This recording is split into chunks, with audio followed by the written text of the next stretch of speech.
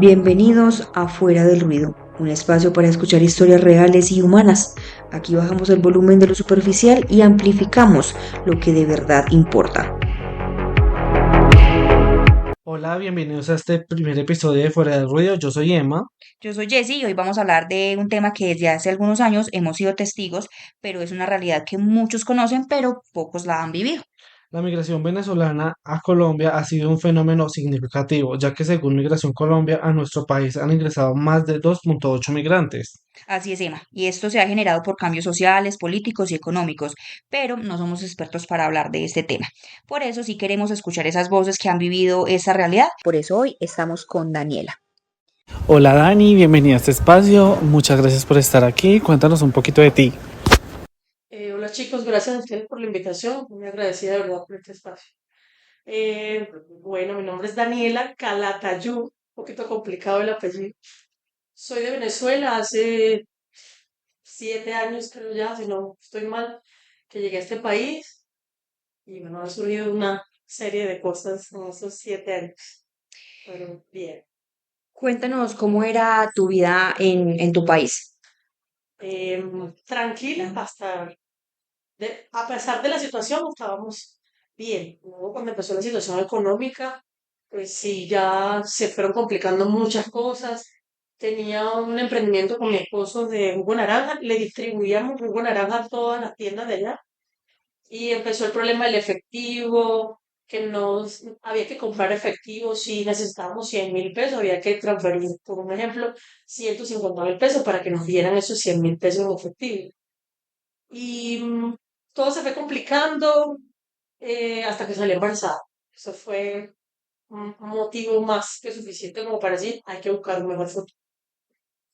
Dani, antes de entrar como en todo el tema de ya, porque veo que estamos como muy adelante con el tema, cuéntanos un poquito cuántos años tienes, qué hacías allá, Ok, cómo se creó tu núcleo, porque veo que estás casada, un poco sí, más de eso para nosotros tener un poco más de información para ya irnos desglosando desde ahí. ok, bueno, nací en la ciudad, pero me crié en un pueblo.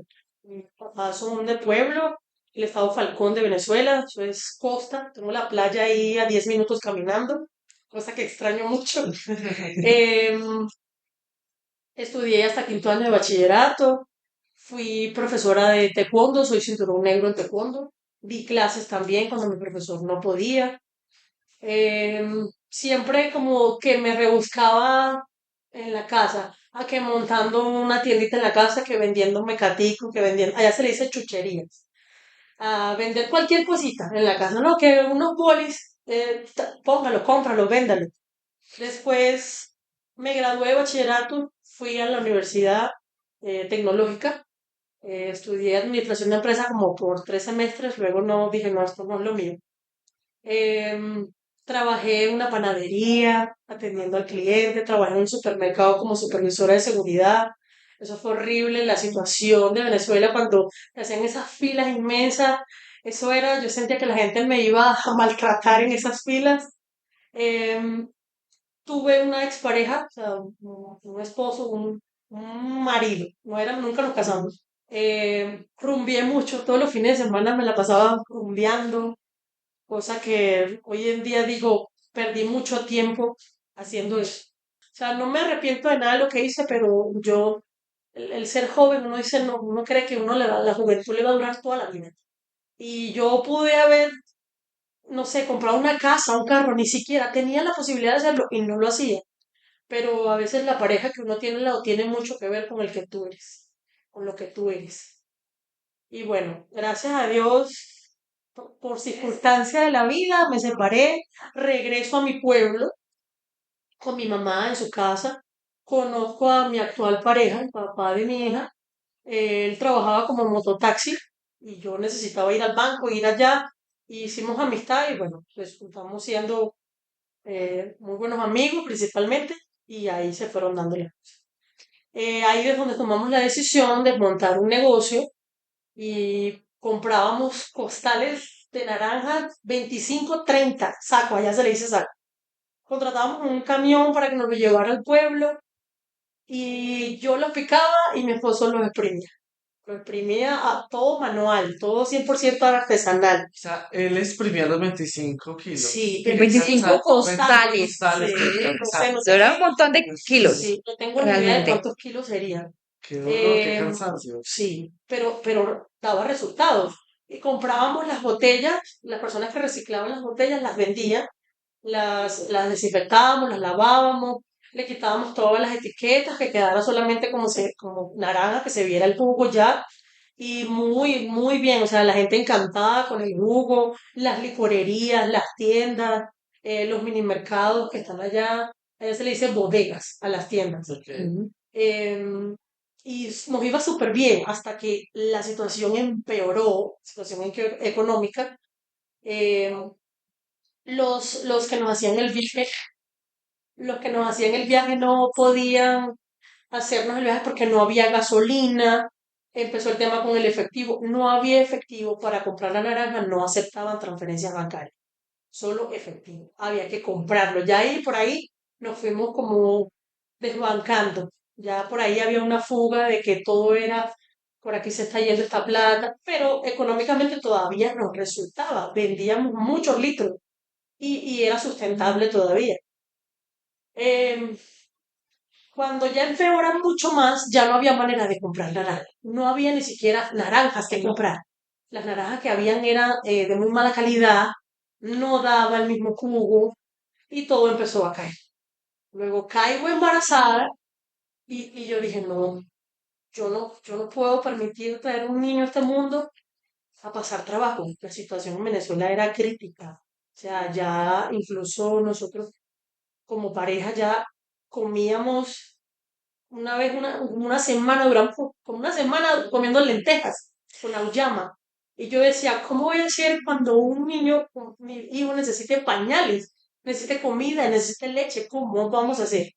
No, no es posible. Mi esposo, él tenía como hobby irse de cacería.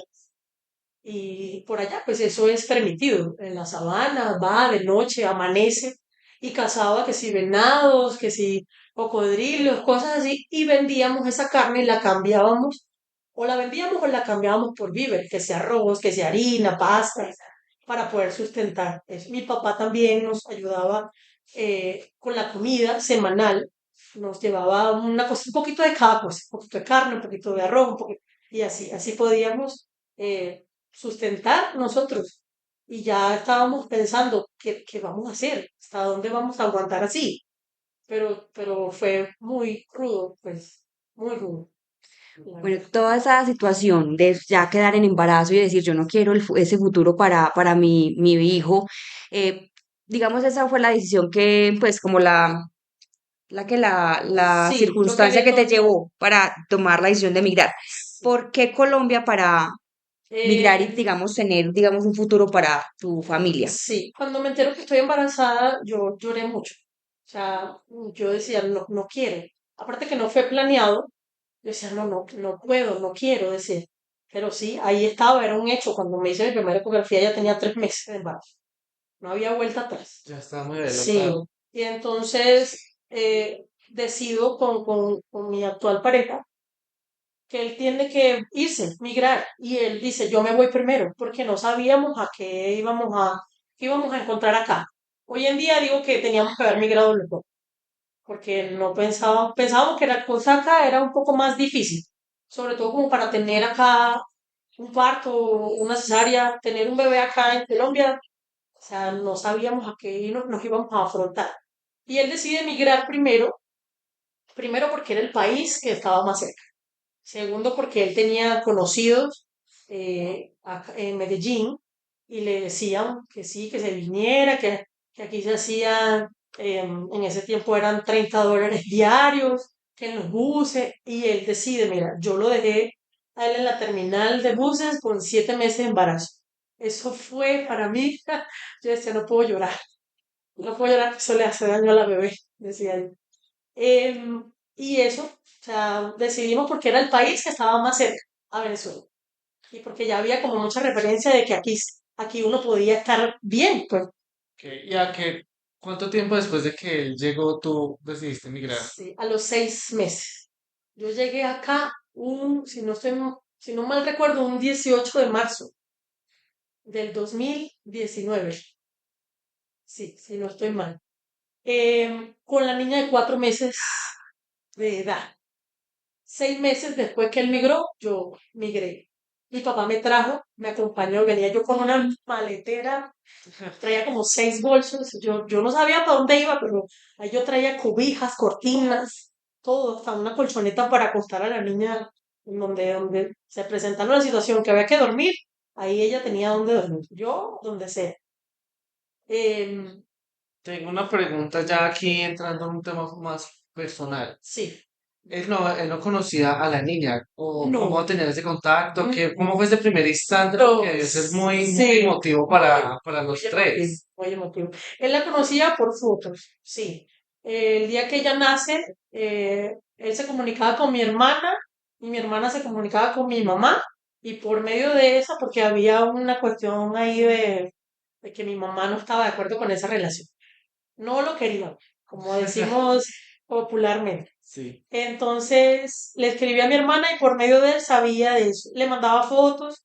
Yo ni siquiera tenía celular. Ya cuando estaba ya en la casa recuperándome, mi mamá me prestaba mi celular y bueno, ella tenía que aceptar que él era el papá de mi hija.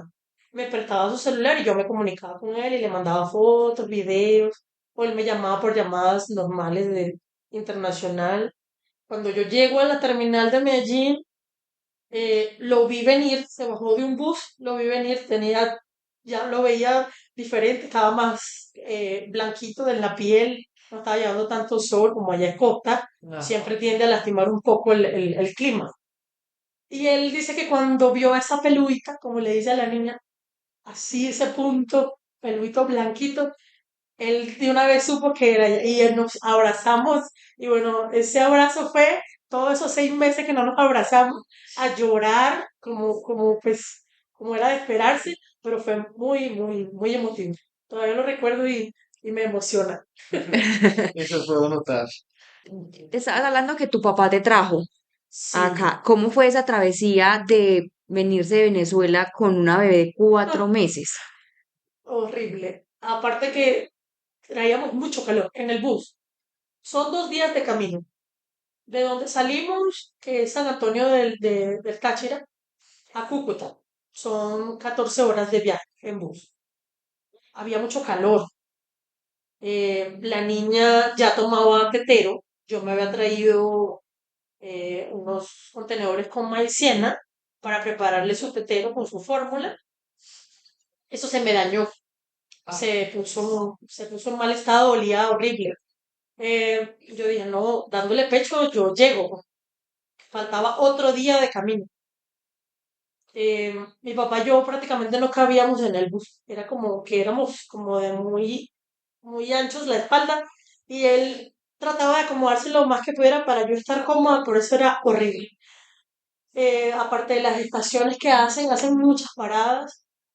Veníamos con ese poco de bolsos, como comenté, y era preocupante saber si el bolso todavía estaba en la maleta o si alguien lo bajaba, si llegaban o no llegaban. si llegaban, en qué estado llegaban. Bueno, pasamos la primera noche y el primer día viajando. El siguiente día ya el agotamiento fue horrible. Hubo un momento que nos quedamos dormidos los dos y yo tenía a la niña pegada dándole pecho y yo me dormí. Y él se levanta y me toca y me dice, Daniela, ¿dónde está la niña? La niña cuando hago así no la veo. Yo tenía una almohada, la niña se me había rodado por los pies y estaba debajo del asiento de adelante. Ay, qué susto. Y yo con el pecho afuera y todo el mundo durmiendo. Eso fue horrible. ¿Dónde está? Cuando la siento en los pies, dormida, tranquila, no pasó nada, no se golpeó. Pero fue agotador. La experiencia es agotadora. Yo desde que viajé no he vuelto a viajar. Mi papá me vino a acompañar porque él decía que cómo me iba a venir yo sola con una niña de 4 meses, con ese poco de maletas, ese poco de bolsos. Pero bueno, él vino a acompañarme, duró un tiempito y se fue. Se devolvió. Sí, Ok. Y dijiste que estaban en Medellín. sí, Para las personas que nos están escuchando, nosotros estamos ubicados al oriente, perdón, de Antioquia. ¿Cómo resultas en el occidente? sí. Pues ahí llegó mi esposo. Él llegó ahí y yo obviamente también. Vivíamos en Bello Oriente, eso queda de Santo Domingo para arriba. Ok, Eso es muy alto, ¿no? Sí, sí. mucho. Allá duramos como 9 meses, un año, creo. Él trabajaba en los buses y yo me quedaba en la casa. Me quedé como un mes en el anexo donde vivíamos y yo decía, yo tengo que hacer algo para ayudarlo a él. Él trabajaba en los buses vendiendo bolígrafos, mecato, todo eso. Entonces salimos a un semáforo. Una amiga me dijo, ¿por qué no trabajas en un semáforo conmigo? Yo decía, qué miedo. Y si llega a bienestar y algo así, me quita la niña.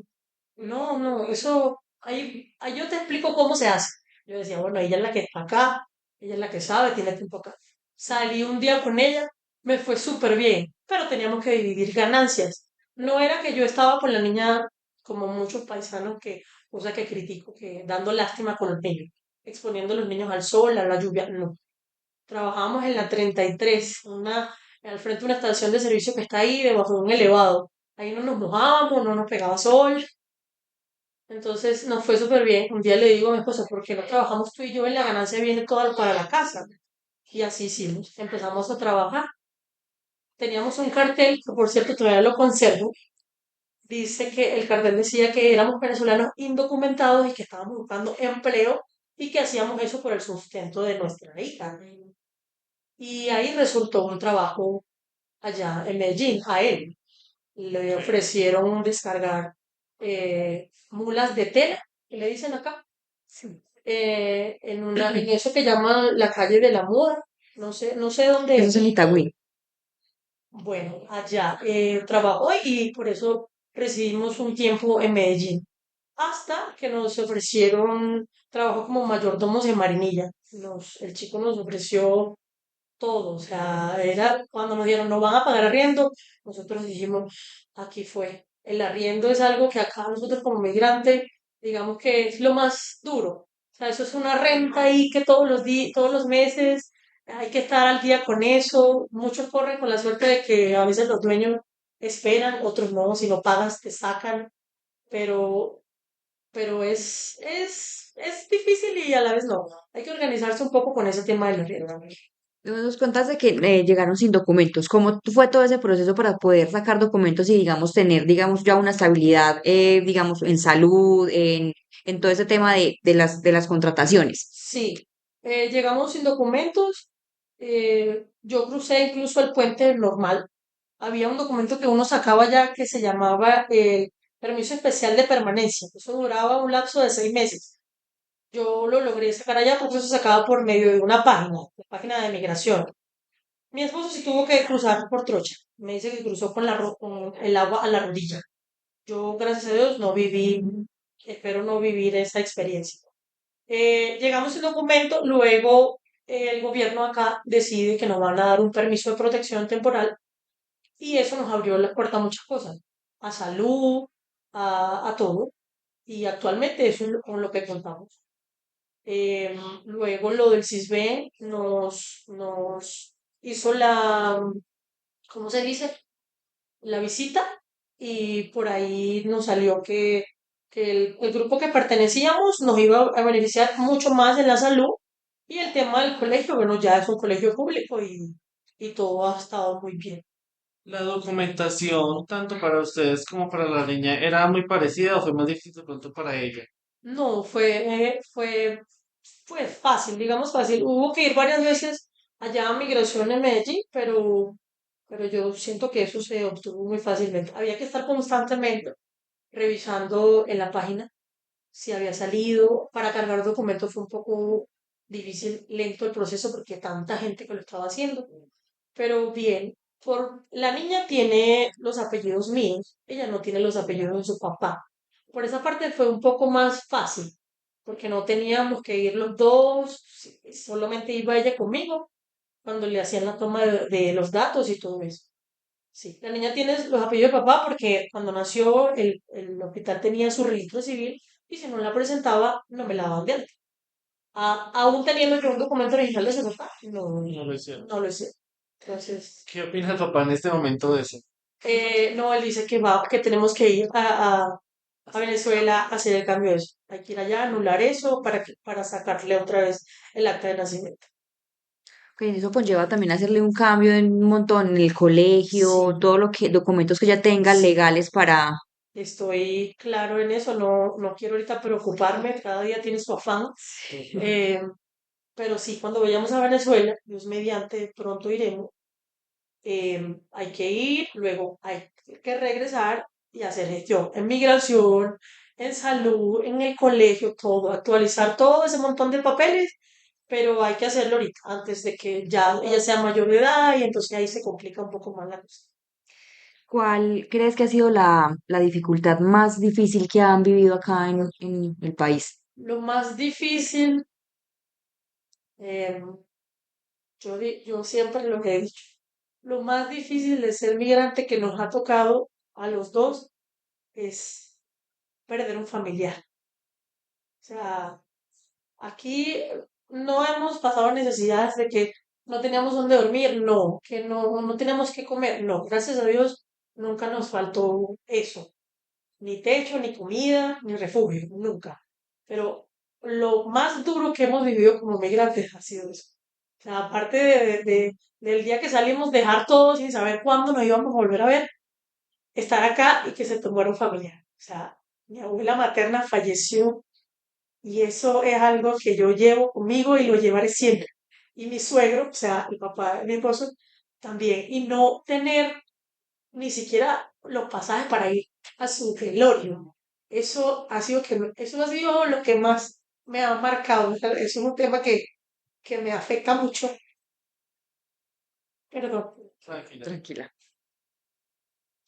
Yo también. Pero sí, eso ha sido muy difícil. Digo que ha sido lo más difícil para nosotros.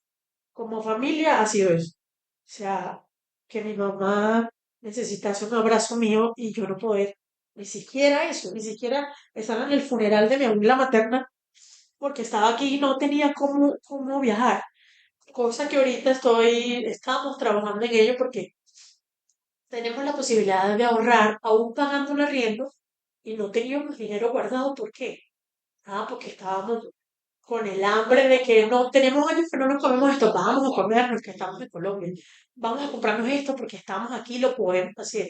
Y no, no teníamos que haber despilfarrado, digamos, el dinero en eso.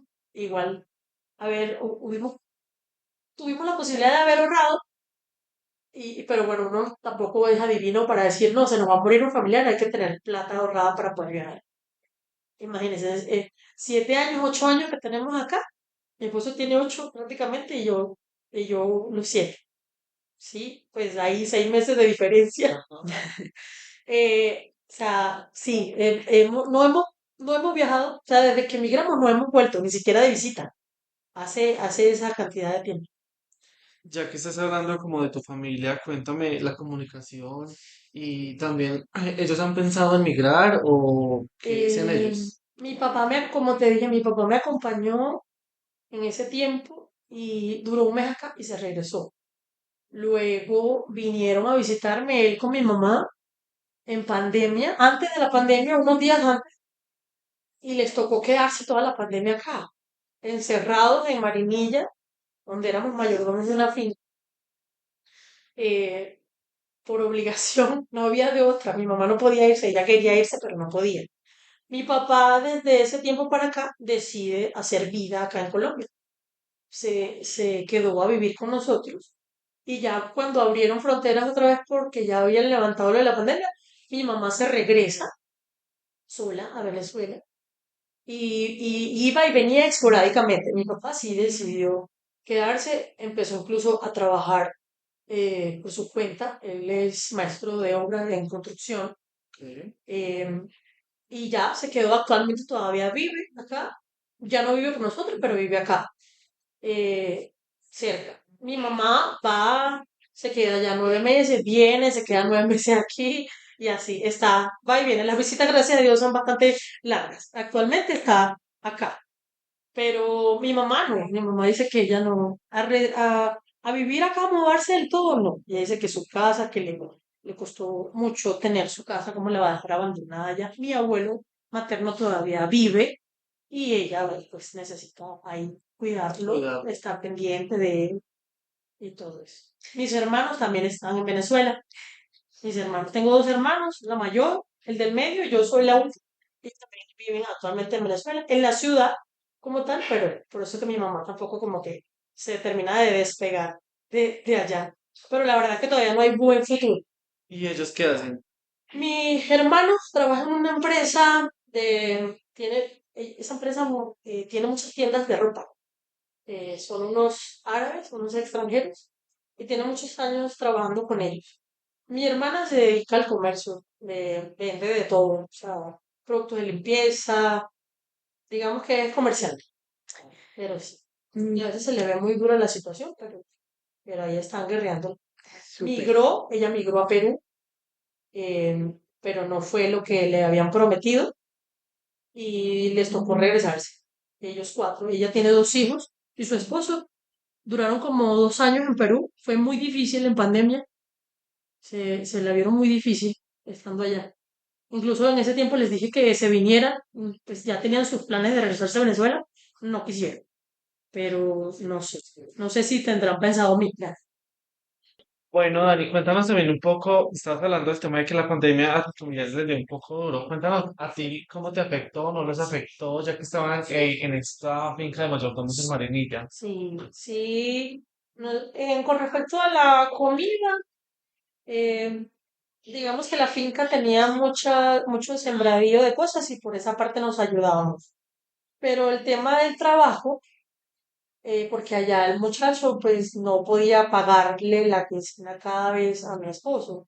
Y le decía que cuando pudiera era que le iba a pagar. Esa fue la razón por la cual dejamos de trabajar allá. Pero entonces en pandemia decíamos, ¿cómo nos va a salir este señor con esta respuesta? Pero gracias a Dios no faltó la comida.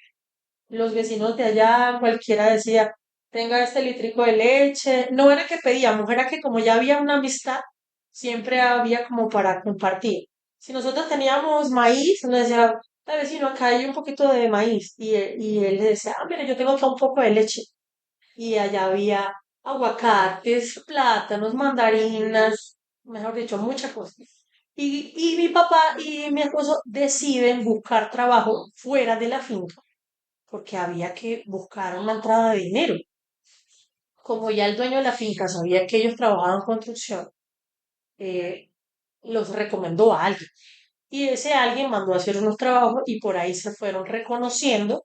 Hasta hoy en día el trabajo ha sido así, por recomendaciones.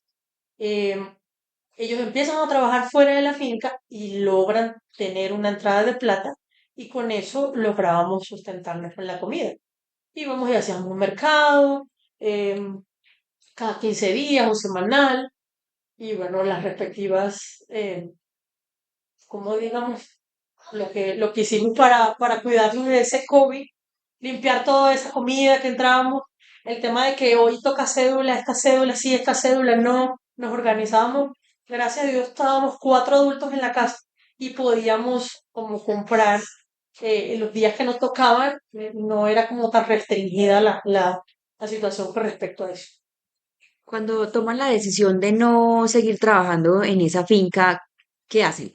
Sí, ya mi papá y mi esposo estaban con el trabajo en la construcción, muchos ya lo habían recomendado, uno llevaba el otro, ya estaban con ese trabajo estable, pero a la vez informal, independiente. Cuando decidimos irnos de la finca, arrendamos una casa y había cómo pagar ese arriendo, porque como ya eran dos sueldos en la casa, los dos hombres de la casa estaban trabajando, porque todavía no se podían ir a Venezuela porque estaba cerrada la frontera, entonces logramos solventar eso, a poder arrendar una casa y vivir, digamos, un poco más tranquilos, porque ¿quién podía seguir trabajando así que nos decían, no, cuando tengas que te puedo pagar? No, no, no se puede. Y con una niña de meses pequeña, necesitando pañales a diario, no era una opción quedarse. Podíamos hacer eso. Se ven radicados permanentemente en Colombia. Por ahora te puedo decir que sí. Em, no me gustaría alejarme más de mi país, pero no uno nunca sabe. Jessica, yo antes decía que yo vivir en Colombia no iré a visitarla. Me gustaría conocer Colombia. Me gustaría ir a la Feria de las Flores, decía yo. Pero jamás me imaginé que yo iba a hacer vida en Colombia. Y durante este tiempo que has estado acá en Colombia, ¿has ido a la Feria de las Flores? ¿Lo has disfrutado o has hecho Pues algo con fíjate, eso? No. Ok. y siempre era el tema de cuando tengamos carro. Bueno, ya hace 2 años que tenemos el carro, esperemos esta siguiente feria a ver si me llevas. No me va a tocar irme en moto. Aparte de Medellín y de Marinilla y de Río Negro, ¿qué más conoces de Antioquia? No, no, en realidad no he salido de acá. Marinilla, Guarne, Río Negro, Medellín, pero no conozco ni Guatapé, con eso te digo. Eso es algo que también está en lista de espera. Tienes que sacarle Que, el Sí, tiempo. tengo sí, que sacar el tiempo. sacar el tiempo. Sobre todo por la niña que siempre nos recalca. ¿Cuándo vamos a ir? ¿Cuándo vamos? Sí, salir a conocer el Sí, lugar donde están viviendo. Cocorná, ese es el invento, Cocorná, perdón. No me acordaba que había ido a Cocorná. Sí, fuimos, es un lugar muy bonito. qué chévere. Unos ríos espectaculares. ¿Cuál ha sido el cambio cultural o económico más fuerte o que sientes que dices, no, mi país se vive así, es mejor o cómo lo manejarías o cómo lo dirías? No hay tanta diferencia, hay muchas cosas pues, por ejemplo, las palabras significan lo mismo, un poquito diferente, pero no, siento que no fue muy impactante el cambio cultural. Con las comidas de pronto, que a veces pues llegar a una casa y que te den algo, yo no sabía lo que era una almojábana, no conocía eso. Allá se acaso un pan de todas las clases, sí, pero no, siento que no ha sido como tan drástico el cambio de cultura. Eh, sí, no, pienso que no. La educación sí veo como que es un poquito más extensa. Yo en primaria no veía tantas materias como las ve actualmente mi hija, pero yo digo que eso está bien. A esa edad es que uno absorbe todo, que mejor que enseñarle todo lo que se le pueda enseñar. Pero siento que no, que el cambio cultural no ha sido como tan fuerte el cambio. Ok, y ya para finalizar, ¿qué consejo le puedes dar a esas personas que están pensando en migrar, salir de su país? Que no salgan, no se separen de su familia. Por ejemplo, lo que yo hice. Me separé de mi esposo, tuve a mi hija sin la presencia de él. Eso fue muy duro. No, o sea, si deciden migrar, salgan todos a guerreársela en ese país, uno haciendo el bien y las cosas de la manera correcta, todo se va dando, todo va quedando en el lugar que corresponde, mientras uno vaya con humildad y con ganas de trabajar en lo que sea, uno sale adelante, pero como familia, no se separen porque eso a uno lo marca. Yo siento que eso a mí me marcó tanto que, como te dije, nosotros fácilmente pudimos haber migrado los dos, tranquilamente, y la niña pudiera haber nacido aquí, pero uno no sabe. Pero háganlo, o sea, si se informan primero, bien, pero no se separen, o sea, no lo hagan. Y abracen más, o sea, como dice la canción que está por ahí ah, viral, o sea, tomen más fotos, guarden muchos más recuerdos porque uno no sabe cuándo va a ser la última vez. O sea, yo salí esa madrugada y yo no sabía que ese abrazo que yo le di a mi abuela iba a ser el último que yo le iba a dar. Eso, abrácense más, díganse las cosas, no esperen a estar a la distancia para decirse un te amo, un te quiero. No. Muchas familias crecen con esas restricciones de no expresarlo siempre. No, no se limite. Si tu papá no te enseñó eso, entonces ahora enséñale tú eso a tu papá, a decirle que lo amas, que lo quieres, porque uno no sabe cuándo va a ser la última vez. Dani, muchísimas gracias. Gracias a ustedes. Muy bonita tu historia, o sea, una historia de resiliencia, de aprender y de familia. O sea, digamos ahí, digamos la enseñanza más grande que nos deja esta historia es siempre hacerlo todo en familia, de Sí, estar unidos siempre. sí, si van a decidir migrar, o sea, estén más unidos que nunca. No es porque llegan a otro país, no, ya, hasta aquí llegamos tú y yo, no. O sea, tantas cosas que hemos vivido como para eso. A veces las situaciones lo ameritan. Es mejor así que estar como de malas, pero hagan todo en familia, o sea, en unión. Es lo mejor. Muchas gracias, Dani. La verdad, como dice Jessy, es muy bonita tu historia. Nos llevamos muchas cosas importantes y me gustó mucho algo que dijiste y fue el hecho de que eh, abrazar más. Eso creo que todo el mundo en este momento lo Sí, estamos mandando a un lado, no estamos teniendo en cuenta esto y se está viendo muchas veces más por lo material. Entonces sí, es muy bonito eso que nos acabas de decir para que no solo las personas que nos están escuchando, sino también aplicarlo para nuestra vida. Es demasiado importante. sí, muy importante. La verdad que sí. No, gracias a ustedes por la invitación. Muy bonito. Son muchos sentimientos encontrados recordar todas estas cosas, pero es bien, es algo que uno debe llevar siempre presente y bueno, para que muchos más se atrevan a contar también sus historias. Todos tenemos historias que contar. Muchas gracias. Gracias. Gracias por estar aquí. Te invitamos a que lo compartas y nos acompañes episodio a episodio. Esto es Fuera del ruido.